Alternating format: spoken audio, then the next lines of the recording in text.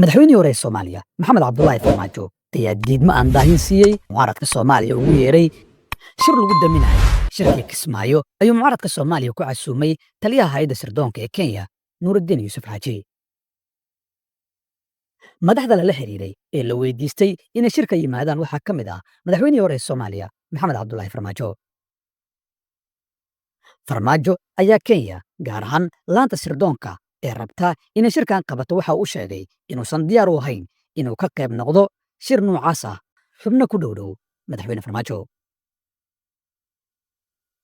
dhowr sababood ayaa la sheegay inuu Farmaajo sal uga dhigay diidmadiisa shirkan waxaana ka mid ah kow diidmada dhaqanka faragelinta shisheeyaha ee arrimaha gudaha ee Soomaaliya.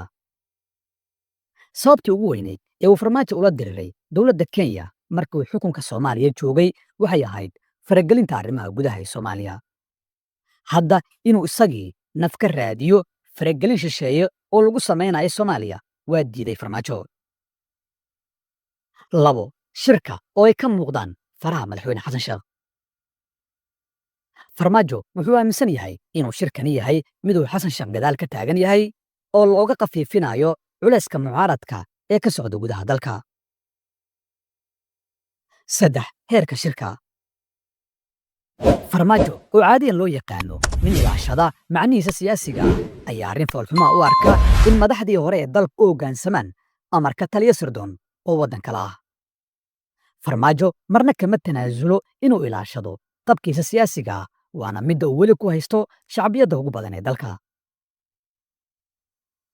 Adduunka TV wuxuu xaqiijiyey in saraakiil ka tirsan xafiiska taliyaha sirdoonka Kenya inay fariimaha gaarsiinayeen madaxda mucaaradka Soomaaliya oo aanu xitaa Nuruddin Xaaji toos ula soo xiriirin mucaaradka.